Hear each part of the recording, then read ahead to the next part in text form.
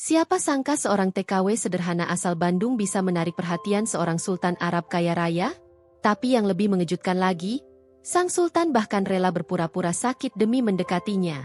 Penasaran bagaimana kisah romantis ini terjadi? Jangan lupa like, komen, dan subscribe untuk cerita-cerita cinta luar biasa lainnya dari penjuru dunia, hanya di channel ini. Namaku Nisa Rahmawati. Aku berasal dari sebuah gang kecil di pinggiran kota Bandung. Bapakku dulu tukang becak, dan ibuku cuma buruh cuci yang dari subuh sampai sore bolak-balik dari rumah ke rumah tetangga untuk mencari rezeki. Hidup kami sangat sederhana. Tapi walaupun miskin, orang tuaku selalu bilang bahwa harga diri dan doa adalah dua hal yang tak boleh ditinggalkan. Itulah modal utama yang selalu aku bawa dalam hidup, termasuk saat aku akhirnya memutuskan untuk jadi TKW dan merantau jauh ke negeri orang. Saat itu aku masih 24 tahun, belum punya banyak pengalaman, tapi aku nekat. Aku merasa inilah jalanku untuk bantu keluarga. Setidaknya adikku bisa terus sekolah, dan ibuku bisa berhenti kerja cuci baju tetangga. Dengan restu dan air mata ibu, aku berangkat ke Arab Saudi, tepatnya ke Riyadh, dengan hati campur aduk antara takut, haru, dan sedikit rasa percaya diri. Hari pertama di Riyadh masih terpatri jelas dalam ingatanku. Suasana panas dan berdebu begitu menyengat hidung. Aku dijemput oleh sopir agen, lalu diantar ke rumah majikanku. Ketika mobil berhenti di depan pagar tinggi berwarna emas, aku tertegun. Aku pikir ini hotel atau istana sultan, ternyata inilah rumah tempat aku akan bekerja. Rumahnya besar sekali, berlantai 3, dengan taman yang seperti miniatur kebun raya. Di dalamnya ada belasan pelayan, penjaga, dan pekerja lainnya. Aku sampai minder waktu lihat betapa mewahnya isi rumah itu. Dari kursi berlapis emas, lampu kristal menggantung, sampai lantai yang mengilap seperti kaca. Tapi yang membuatku sedikit lega adalah sikap ramah sang nyonya rumah. Seorang ibu tua berhati lembut bernama Fahad. Beliau menyambutku dengan senyum hangat dan berkata dalam bahasa Arab yang pelan, "Anti mitlu ibti. Kamu seperti anakku sendiri." Sejak saat itu, aku mulai merasa sedikit nyaman dan aman. Hari-hariku di rumah itu cukup teratur. Pekerjaanku tak seberat yang kubayangkan. Aku bertugas di dapur dan ruang tamu, membantu merapikan ruangan, menyiapkan makanan, dan sesekali menemani Fahad berbincang. Tapi ada satu hal yang membuat rasa penasaranku terusik. Lantai 3 rumah itu seolah menjadi zona terlarang. Semua orang dilarang naik ke sana kecuali anggota keluarga inti. Bahkan pelayan-pelayan senior pun selalu menunduk takut jika ada suara dari lantai atas. Mereka bilang itu kamar putra bungsu Fahad, yang sakit-sakitan dan sudah lama tak keluar rumah. Namanya Sheikh Khalid. Dia sangat tertutup dan sulit bergaul. Bisik Fatimah, pembantu senior dari Sudan. Dulu dia aktif, tampan, dan murah senyum. Tapi entah kenapa sekarang seperti hilang dari dunia. Aku hanya mendengarkan dengan rasa penasaran. Dalam hati kecilku, aku bertanya-tanya, seperti apa wajah pria misterius itu? Dan kenapa rumah semewah ini justru terasa sepi di bagian teratasnya? Semua berubah di malam ketigaku di sana. Saat aku sedang mencuci piring, Fahad menghampiriku. Wajahnya terlihat sedikit khawatir. "Nisa," katanya lembut. "Khalid, anakku, sedang tidak mau makan. Sudah 2 hari. Dia menolak semua pelayan. Tapi saat tadi aku menyebut namamu, dia hanya mengangguk." Aku terdiam. Maksudnya apa? Aku belum pernah bertemu dengannya. Tapi Fahad langsung menggenggam tanganku dan memohon, "Tolong, bantu aku. Antarkan makanan ini ke kamarnya. Dia mungkin butuh wajah baru yang bisa membuatnya merasa lebih nyaman." Aku tak bisa menolak. Dengan tangan bergetar dan nampan berisi sup ayam, aku menaiki tangga marmer menuju lantai 3 yang katanya misterius itu. Setiap langkah terasa seperti memasuki dunia baru. Seng, hening. Aku bisa mendengar detak jantungku sendiri. Saat tiba di depan pintu kayu ukiran emas itu, aku mengetuk pelan. "Assalamualaikum," gumamku. Tak ada jawaban. Lalu pintunya terbuka sendiri. Aku melangkah masuk dan langsung melihatnya duduk di ranjang besar berkanopi. Mata kami bertemu. Dan seketika, aku terkejut bukan main. Wajahnya bukan seperti orang sakit. Dia tinggi, tampan, berjanggut rapi, dan kulitnya bersih. Pakaian jubah putihnya terurai sempurna, dan matanya yang coklat itu menatapku penuh ketenangan. Aku langsung menunduk, merasa malu. Tapi dia malah tersenyum. "Anti, Nisa, ya?" Suaranya berat dan tenang. Aku hanya mengangguk. Masih ragu apakah aku sedang bermimpi atau benar-benar sedang berhadapan dengan pangeran Arab dalam cerita dongeng. Tapi yang paling membingungkan adalah, kenapa pria sakit ini terlihat sangat sehat dan begitu memperhatikan setiap gerak-geriku? Hari itu seperti titik awal perubahan dalam hidupku. Setelah pertemuan pertama yang penuh tanda tanya, aku kembali ke kamarku dengan kepala penuh pikiran. Sheikh Khalid, pria yang katanya sakit keras itu, justru terlihat segar bugar. Tak ada tanda-tanda sakit parah seperti yang selama ini diceritakan para pelayan. Tapi lebih dari itu, aku merasa ada yang berbeda dalam caranya menatapku. Seolah-olah dia sudah mengenalku sejak lama. Aku mencoba menepis perasaan itu. Mungkin cuma perasaanku saja. Mungkin dia hanya sopan. Tapi hatiku tetap berdegup tak karuan. Malam itu, aku sulit tidur. Aku berguling-guling di tempat tidur sempitku, mencoba menenangkan diri, tapi bayangan wajah Sheikh Khalid terus muncul dalam pikiranku. Aku tahu aku hanya seorang TKW biasa, tak pantas memikirkan tuan besar sepertinya. Tapi hatiku tak bisa diajak kompromi. Keesokan harinya, UMM Fahad kembali memintaku mengantarkan makanan ke kamar Sheikh Khalid.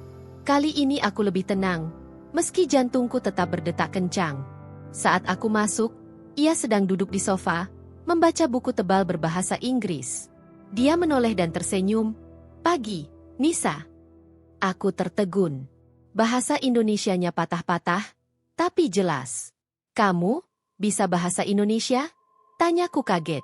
Dia tertawa pelan. "Sedikit. Saya belajar dari YouTube." Aku menahan tawa, tapi juga terharu. Seorang sultan belajar bahasa Indonesia dari YouTube? "Demi apa? Kamu dari Bandung, ya?" Lanjutnya. Aku mengangguk. "Kota yang indah," katanya. "Saya pernah ke sana diam-diam." Pembicaraan kami pun perlahan mengalir. Awalnya canggung, tapi lama-lama seperti dua teman lama yang sedang bertukar cerita. Aku mulai nyaman. Bahkan tanpa sadar, aku mulai menantikan waktu-waktu di mana aku diminta ke lantai 3. Hari-hari selanjutnya berubah jadi seperti potongan drama romantis yang kutonton dulu di sinetron-sinetron. Setiap kali aku datang, Sheikh Khalid selalu siap menyambutku. Kadang kami hanya duduk diam sambil menikmati teh. Kadang ia memintaku menceritakan tentang keluargaku di Bandung. Aku cerita tentang bapak yang suka menyanyi dangdut di kamar mandi, adik bungsuku yang suka bolos sekolah, dan ibu yang tak pernah bisa duduk diam karena merasa tangannya harus selalu bekerja. Ia mendengarkan semuanya dengan seksama, seolah kisahku lebih menarik dari semua buku di perpustakaannya. Suatu hari, ia berkata pelan, "Nisa, kamu wanita yang kuat dan sederhana. Itu indah." Aku hanya bisa menunduk, tak tahu harus menjawab apa. Tapi kalimat itu menancap dalam. Tak ada pria yang pernah memujiku seperti itu. Apalagi pria sekelas dia. Namun, rasa penasaran itu akhirnya memuncak. Suatu sore saat kami berbincang, aku memberanikan diri bertanya langsung. "Maaf, Tuan, Anda sebenarnya sakit apa?" Pertanyaan itu membuatnya terdiam cukup lama. Wajahnya yang biasanya cerah, tiba-tiba terlihat suram. "Sakit rindu," jawabnya pelan. Aku tertawa pelan, mengira ia sedang bercanda. Tapi dia menatapku dalam-dalam. "Saya memang tidak sakit fisik, Nisa. Saya hanya berpura-pura." Aku terperangah. "Pura-pura? Tapi kenapa?" Dia menarik napas panjang, lalu berkata, "Aku lelah menjadi pewaris kekayaan keluarga yang hanya dinilai dari gelar dan kekuasaan. Aku ingin jadi manusia biasa. Dan aku ingin mengenal seseorang yang mencintaiku bukan karena hartaku." Aku tercekat. Tak tahu harus menjawab apa. Selama ini, ternyata ia sedang menyembunyikan siapa dirinya yang sebenarnya. Bukan karena penyakit, tapi karena luka batin. Dan aku mulai mengerti, kenapa ia selalu ramah padaku. Beberapa hari setelah pengakuan itu, suasana hatiku campur aduk. Aku berusaha menjaga jarak, tapi juga tidak bisa membohongi diriku sendiri. Aku jatuh hati. Tapi aku juga takut. Takut semuanya hanya permainan, atau lebih buruk lagi, Aku hanya pelarian dari rasa kesepiannya. Tapi perasaannya mulai terlihat nyata. Suatu malam, setelah aku selesai membereskan kamar, ia berkata lirih, "Nisa, jika aku bukan seorang sultan, jika aku hanya pria biasa, maukah kamu tetap di sisiku?" Aku diam. Air mataku mengalir pelan. Lalu aku tersenyum. "Aku tidak pernah melihatmu sebagai sultan. Aku hanya melihatmu sebagai pria yang baik dan membuatku merasa dihargai." Kami saling menatap lama. Dan malam itu, tanpa kata-kata manis berlebihan, aku tahu ada sesuatu yang tumbuh di antara kami. Sesuatu yang bahkan lebih kuat dari sekadar cinta biasa. Setelah malam itu, semuanya terasa berbeda. Hubungan kami bukan lagi sekadar tuan dan pelayan, melainkan seperti dua insan yang sedang mencoba memahami arah perasaan mereka. Sheikh Khalid tak lagi menyembunyikan siapa dirinya. Ia mulai terbuka tentang hidupnya, tentang ayahnya yang kaku dan keras, tentang ibunya yang sudah meninggal saat ia remaja, dan tentang hidup yang serba mewah tapi dingin dan penuh tekanan. "Aku hidup dikelilingi emas, tapi hatiku seperti ruang kosong," katanya pelan sambil menatap langit malam dari balkon. Aku duduk di sebelahnya, dia mendengarkan.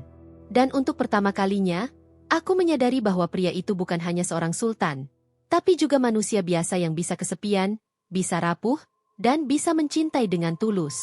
Hubungan kami tumbuh diam-diam, seperti bunga yang mekar perlahan tanpa diketahui orang lain.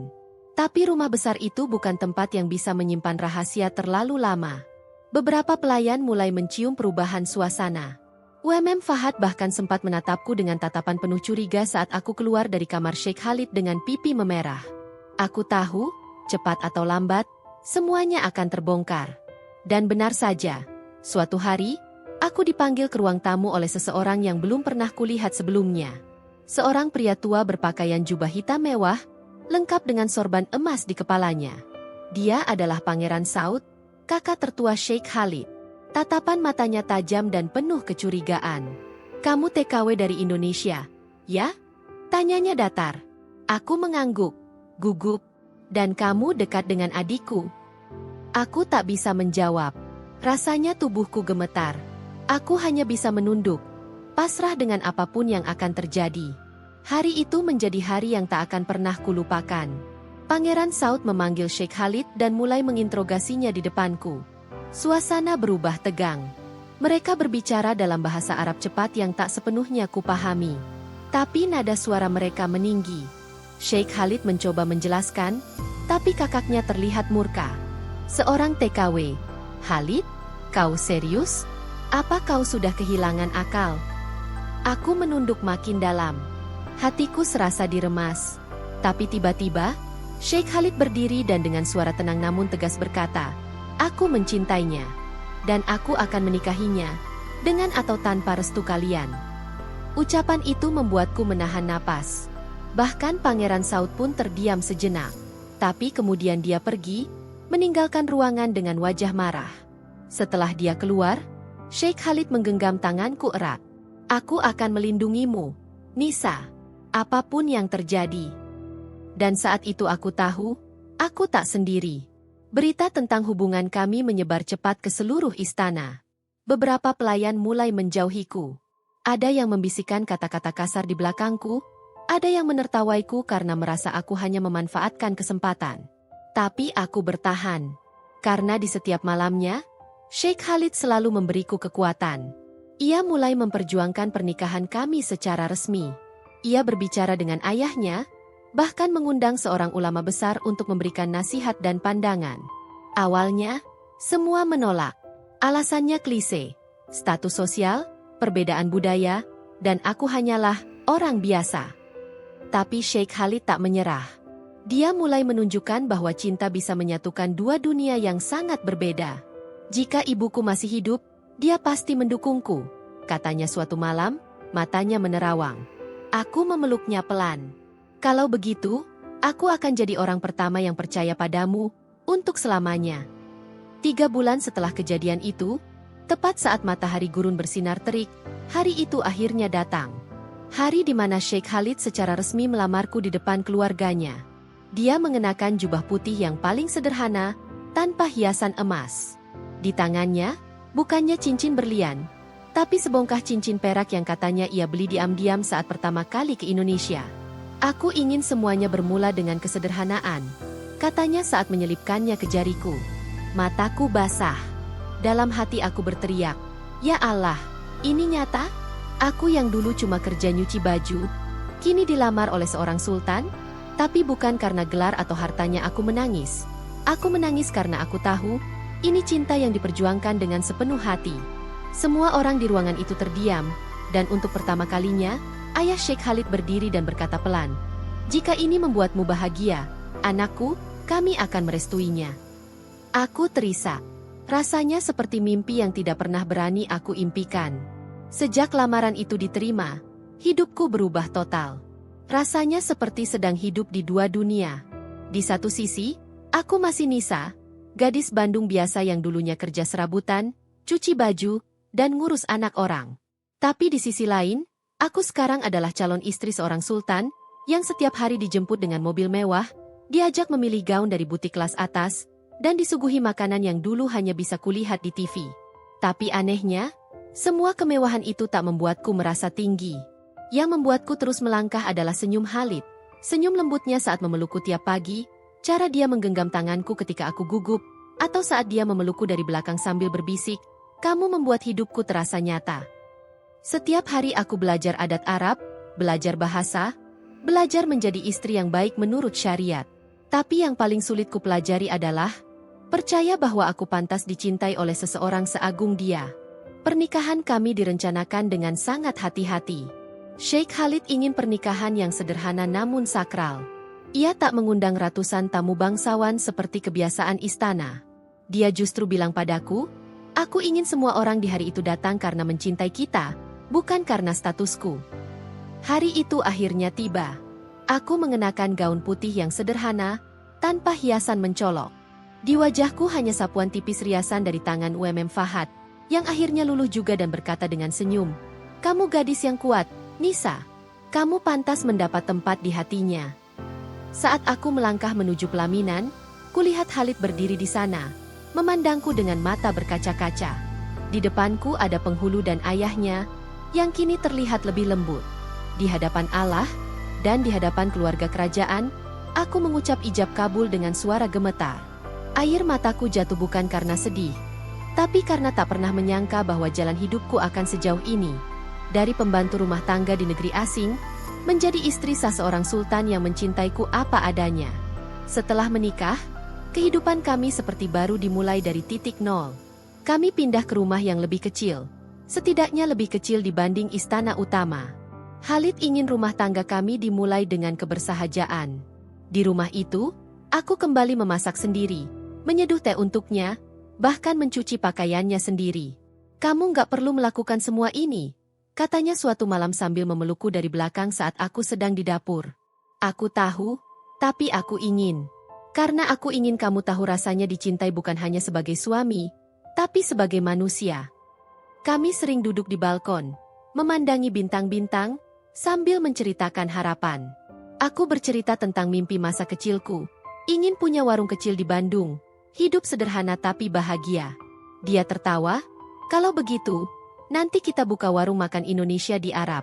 Kamu masak, aku yang cuci piring."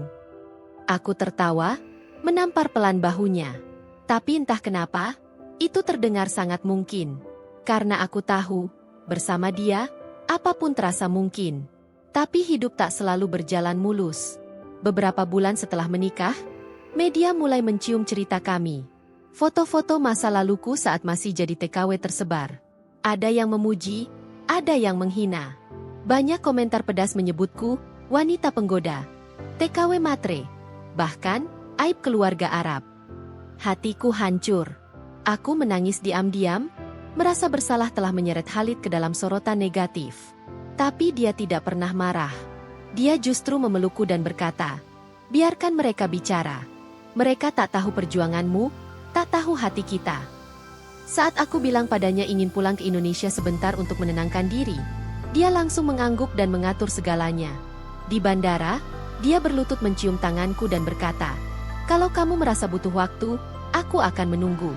Tapi ingat, rumah kita tetap di sini, di dalam hatiku." Dan saat aku memeluknya erat sebelum naik pesawat, aku tahu ini bukan perpisahan. Ini hanya jeda kecil untuk kembali lebih kuat. Di Indonesia, aku kembali ke rumah kecil orang tuaku di pinggiran Bandung. Warga kampung menyambutku dengan haru. Banyak yang tak percaya, anak gadis yang dulu dianggap gagal merantau, kini pulang sebagai istri sultan. Tapi aku tak membawa emas atau perhiasan mahal. Aku datang dengan hati yang utuh dan cinta yang tidak tergoyahkan. Selama sebulan di kampung, aku memikirkan banyak hal. Aku bertemu sahabat-sahabat lamaku, membantu ibu jualan di warung, dan menulis surat-surat cinta untuk Khalid yang tak bisa berhenti kukangenin. Dan akhirnya, ketika aku merasa cukup kuat, aku kembali ke tanah gurun, ke pelukan lelaki yang telah mengubah nasibku. Setibanya di rumah, Khalid menyambutku di depan pintu, memelukku lama seolah tak ingin melepaskanku lagi. "Apa kamu yakin kembali untuk selamanya?" bisiknya. Aku tersenyum. Aku kembali bukan karena yakin pada dunia, tapi karena yakin padamu. Dan sejak saat itu, kami tahu cinta kami bukan sekadar kisah, tapi takdir yang ditulis dengan air mata, doa, dan keberanian untuk memilih jalan yang tidak biasa.